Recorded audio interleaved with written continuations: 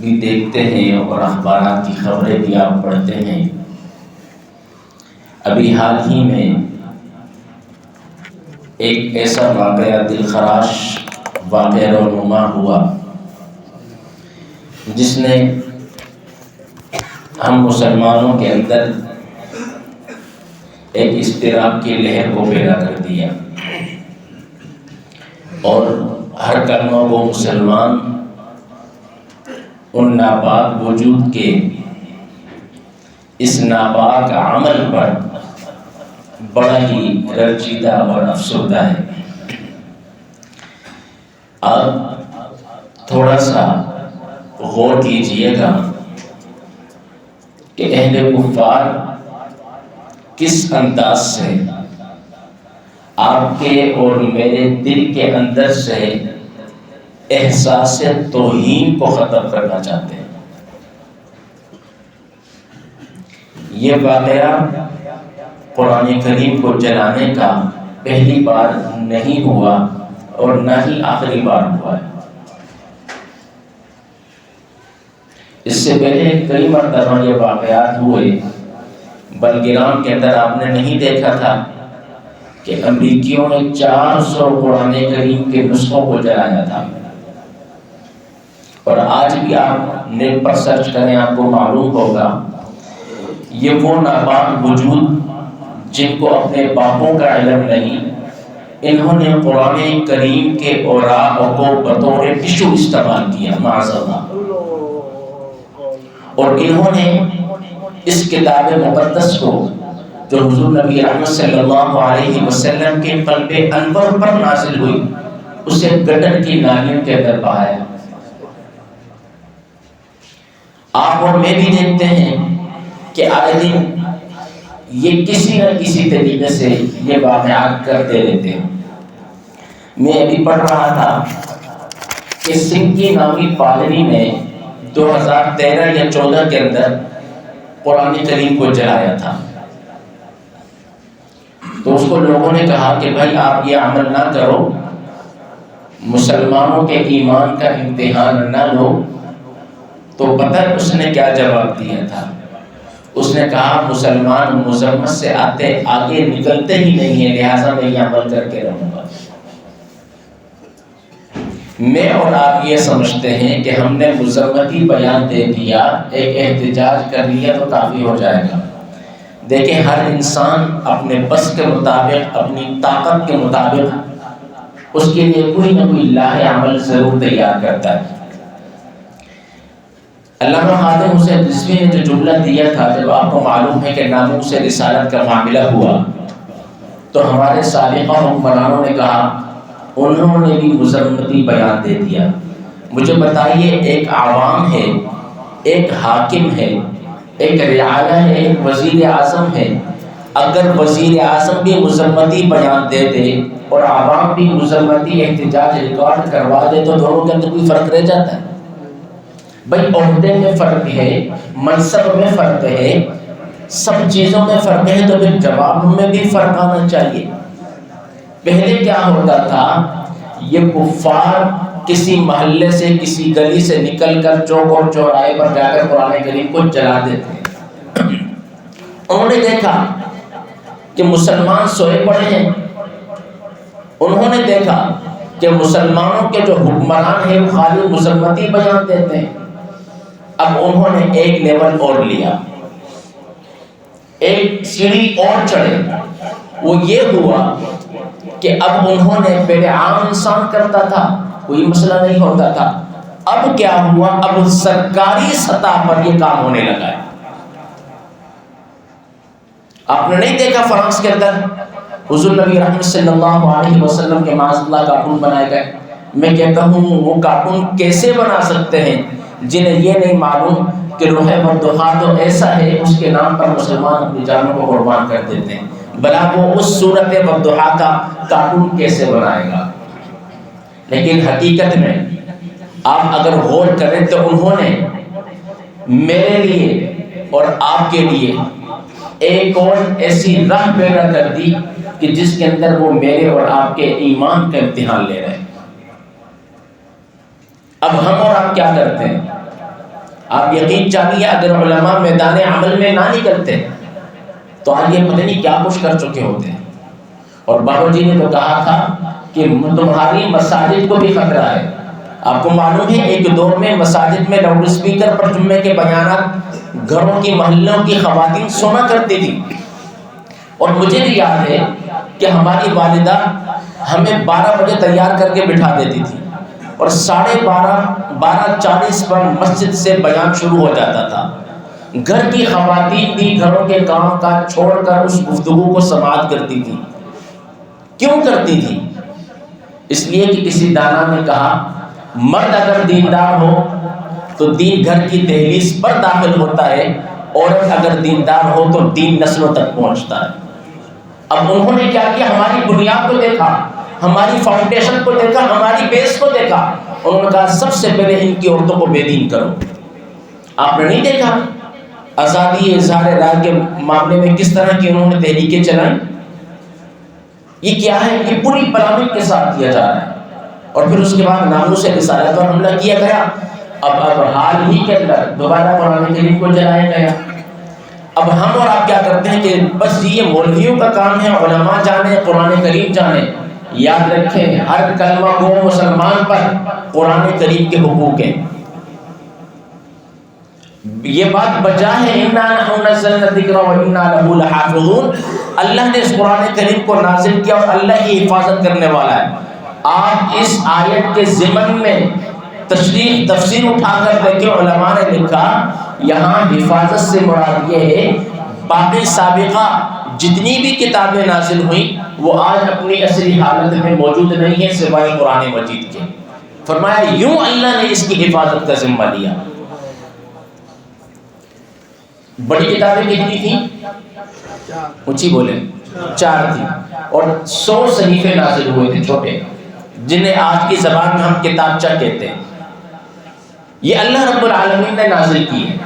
اب وہ تورات، زبور اور انجیل اپنی اصلی حالت میں موجود نہیں، لیکن کلمہ گو مسلمان جس نے اپنے نبی کو آخری نبی مانا، میں کہتا ہوں اگرچہ وہ کتابیں اپنی اصلی حالت میں موجود نہیں، کوئی شخص آ کر آپ کو ایک تورات، زبور یا انجیل کی کتاب دے دے اور کہے کہ بھائی اس کا ایک صفحہ پھاڑ کر جلاؤ، اپنے سینے پر ہاتھ رکھ کر بتاؤ، بحیثیت مسلمان آپ جلاؤ گے؟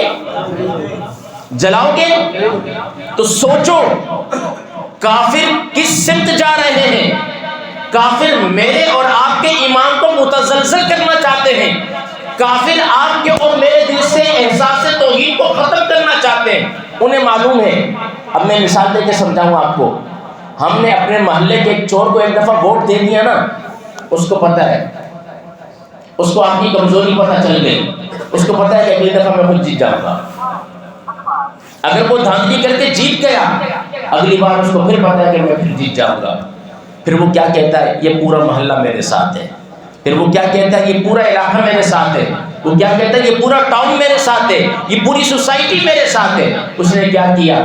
آپ کے جو احساس تھا اس کو مار دیا۔ اب کافروں نے کیا کیا؟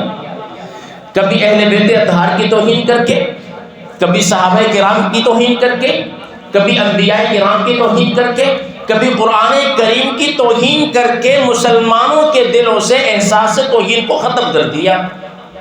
اب مسلمان کہتے ہیں، اہل ایمان کہتے ہیں کہ اب احتجاج کرنا یہ علماء کا کام ہے، ایک تاجر کا، ایک کاروباری شخص کا اس سے کیا لینا دینا؟ مجھے بتائیے کل قیامت کے دن قرآن نے اگر کہہ دیا کہ نازل تو میں تمہارے آخری نبی پر ہوا تھا اور تمہارے نبی نے اس کی فضیلت تمہارے سامنے بیان کی تھی، تمہیں میرے حقوق نہیں معلوم تھے، تم میری حفاظت نہیں کر سکتے تھے؟ میرے عزیزوں، آج قرآن کی حفاظت کے لیے کھڑے ہو جاؤ، اور قرآن تو آپ کی ایسی حفاظت کرتا ہے۔ میرے نبی نے فرمایا جو انسان عشاء کے بعد سورہ ملک پڑھے، سورہ ملک عذاب قبر سے محفوظ رکھتی ہے۔ جب سورہ ملک عذاب قبر سے محفوظ رکھتی ہے تو سوچو آپ خود جب پورے قرآن کریم کی حفاظت کے لیے میدان عمل میں آئیں گے تو اللہ رب العالمین اس سلے میں آپ کو کیا جزا دے گا۔ آج ضرورت اس امر کی ہے۔ ابھی حال ہی میں آپ کو معلوم ہے صحابہ کرام کی توہین پر ایک بل پاس ہوا تھا، آپ کی نظر سے گزرا ہوگا یا آپ کی سماعتوں سے وہ آواز ٹکرائی ہوگی، اس میں کیا تھا کہ جو شخص بھی صحابہ کرام کی توہین کرے گا اسے 10 سال قید کی، اونچی بولو بھائی، ڈر رہے کیوں ہو؟ سینے میں دھڑکنے والا دل کے اندر کیا ایمان نہیں ہے؟ کیا ہوگا اس کا؟ 10 سال قید کی سزا ہوگی۔ اور ہمارے وطن عزیز ملک کے پاکستان کے اندر سے ایک فرقہ اٹھا، اس نے اس بل کو پاس نہیں ہونے دیا۔ شیعہ مسلک کے علماء اٹھ گئے، انہوں نے کہا کہ ہم اس بل کو پاس نہیں ہونے دیتے۔ اب آپ اندازہ لگائیے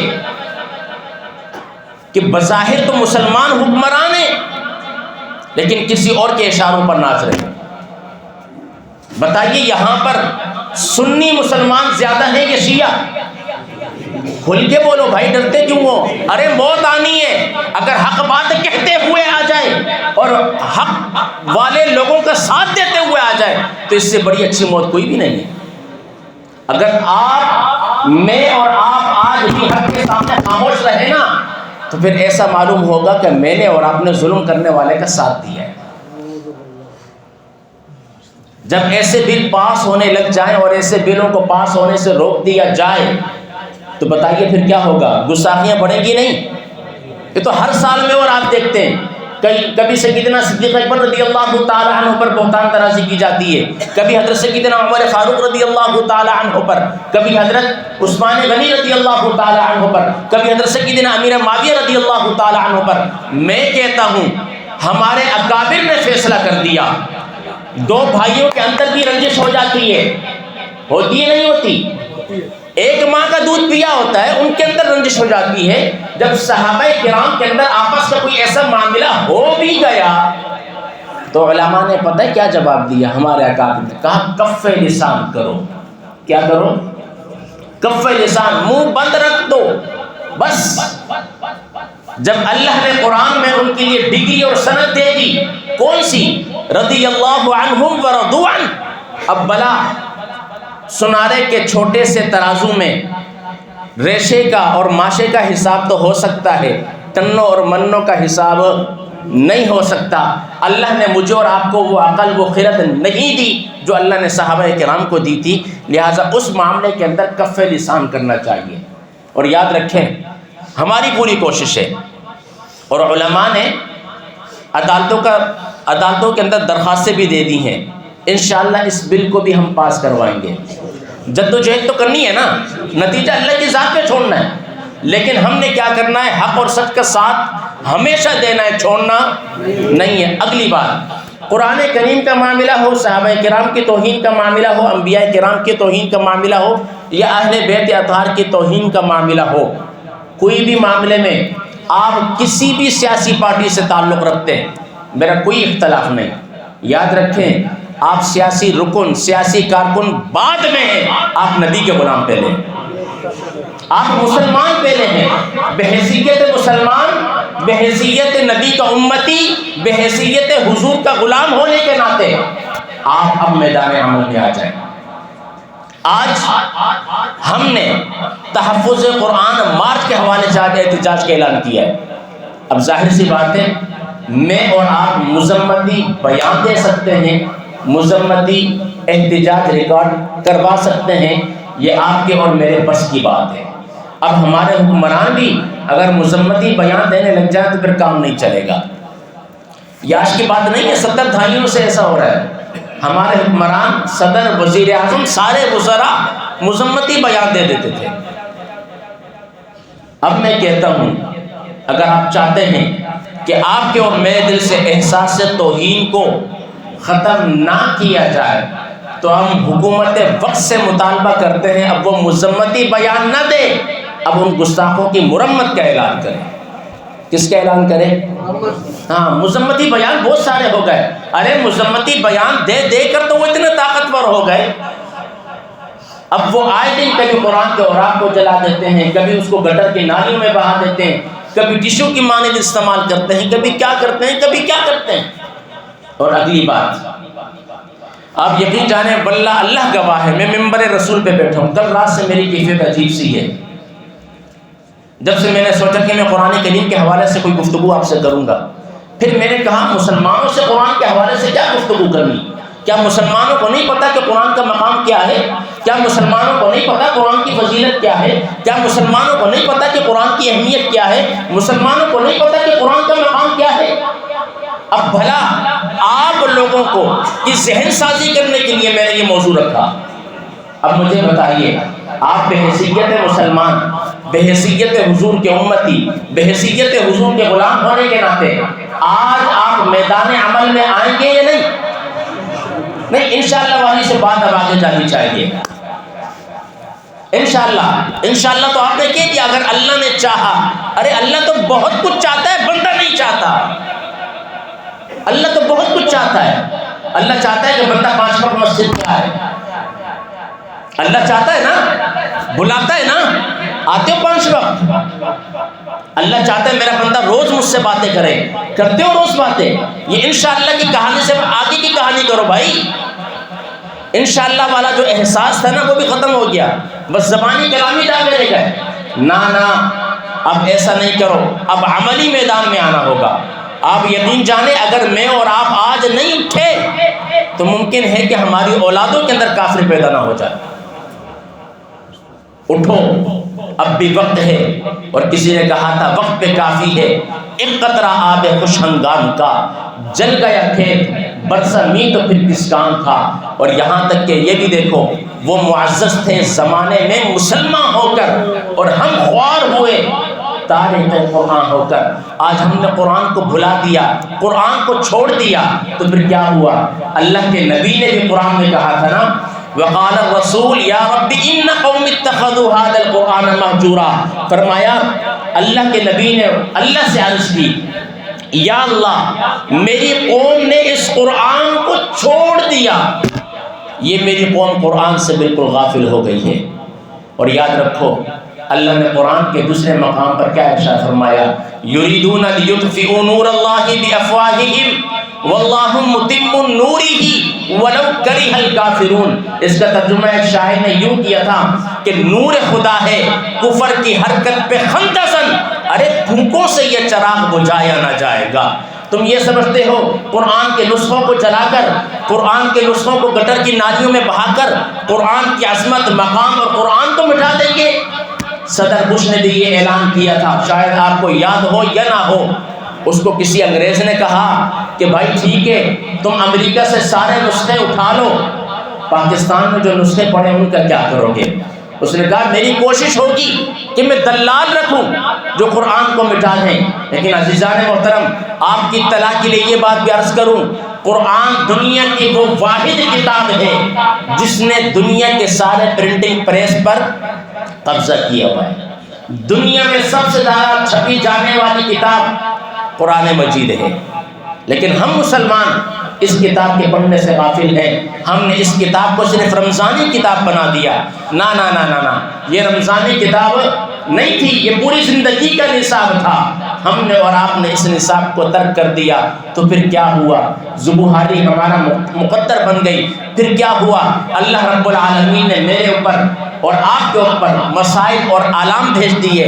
جب میں اور آپ قرآن کے اوپر عمل پیرا ہوں گے، جب میری اور آپ کی سیاسی زندگی بھی، معاشرتی زندگی بھی، سیاست والی زندگی بھی اور معاشرتی زندگی بھی اور ہر انداز کی کاروباری زندگی بھی قرآن کے اسلوب پر آ جائے گی نا، تو پھر یقین جانے کوئی کافر قرآن نہیں جلائے گا، بلکہ وہ آپ کا میرا عمل دیکھ کر کلمہ پڑھ کر مسلمان ہو جائے گا۔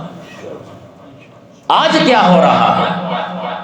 ہم مسلمان غافل ہیں نا، ہم مسلمان غافل ہیں، اس لیے کہ ہم نے قرآن کی تعلیم کو چھوڑ دیا۔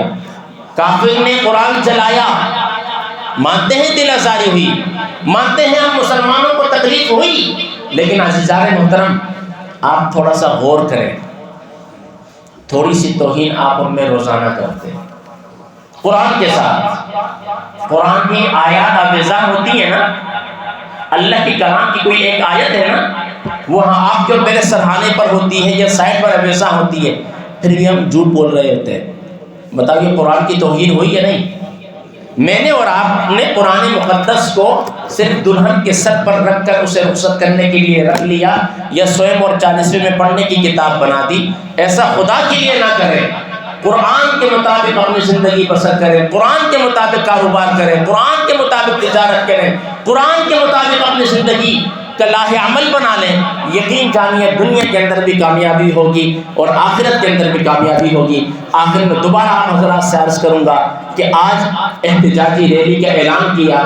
ہم مسلمان ملت واحد بن کر, جب کفار الکفر ملت واحدہ وہ سارے مل کر متحد ہو کر قرآن جلانے کی سرکاری سطح پر سارے کام کر سکتے ہیں, تو ہم مسلمان بحیثیت نبی کے غلام ہونے کے ناطے ملت واحد بن کر ان کو جواب بھی دے سکتے ہیں. تو آئیے اس کے لیے آج میدان عمل میں نکلیں. انشاءاللہ یاد رکھیے گا, صرف آج احتجاج کی کال دی جا رہی ہے. ہم تو وہ مسلمان ہیں جو حضور کے نام پر کٹنے کو تیار ہے. وہ بات بہت دور کی بات ہے, ابھی جہاد کی بات تو ابھی کی نہیں, ابھی خالی احتجاج کی کال کی ہے. دیکھتے ہیں آپ قرآن کے لیے میدان عمل میں کتنا وقت دیتے ہیں. اللہ تبارک و تعالی مجھے اور آپ کو اخلاص نیت کے ساتھ قرآن کریم کی حفاظت کرنے کی توفیق عطا فرمائے, اور جو اس کے خلاف سازشیں کرتے ہیں اللہ ان کو نیست و نابود فرمائے. اللہ تبارک و تعالی ان کے ناپاک جسموں کو اس پاک دھرتی سے ان کا خاتمہ فرمائے. اللہ ہمارے حکمرانوں کو عقل سلیم اور غیرت و حمیت عطا فرمائے, تاکہ وہ مذمتی بیان نہ دیں بلکہ مرمت کا اعلان کریں. اس لیے کہ الحمدللہ اللہ نے ایٹمی پاور ہمیں بنایا. ہمارے پاس خالد بھی ہے, زرار بھی ہے اور غوری بھی ہے, سارے میزائل ہیں ہمارے پاس. اگر ایک مار دیا جائے, مجھے بتائیے کوئی اور کافر ملک دوبارہ یہ عمل کر سکتا ہے؟ ارے میرے بھائی وہ تو دور کی بات ہے, ہمارے پاکستان کے اندر کوئی گستاخی کر لے, اسے سزا دے دی جائے, بتائیے دوبارہ کوئی قرآن کی توہین کرے گا؟ ایک نبی, ایک صحابہ کی توہین کرنے والے کو اگر سزا دے دی جائے, وہ کسی بھی فرقے سے ہو, دوبارہ وہ توہین کرے گا؟ ہمارے ہاں تو یہی ہے نا کہ حق بات پر سارے خاموش ہو جاتے ہیں, ڈرتے ہیں کہ کہیں کوئی مار نہ دے. عزیزان محترم, ایک وہ وقت تھا جب میں اور آپ سودا صرف لے جاتے وہ ڈرتے تھے کہ کہیں سے کوئی ہوائی گولی نہ آ جائے. لیکن الحمدللہ مجھے اس بات پر ناز ہے, مجھے اس بات پر فخر ہے کہ علامہ خادم حسین رضوی رحمۃ اللہ تعالی علیہ نے ارے نوجوان بوڑھوں کے دلوں سے موت کا خوف نکال دیا. آج وہ گولیوں کے سامنے سینہ سپر ہو کر مقابلہ کرتے ہیں اور کیا کہتے ہیں, ستم گر ادھر آ ہنر آزمائے, تو تیر آزما ہم جگر آزمائے. تو آئیے آج میدان عمل میں نکلیے. اللہ تبارک و تعالی مجھے اور آپ کو ہمت کے ساتھ, قوت کے ساتھ, جرت کے ساتھ, غیرت اور حمیت کے ساتھ باطل کا مقابلہ کرنے کی توفیق عطا فرمائے. وآخر دعوانا ان الحمد للہ رب العالمین.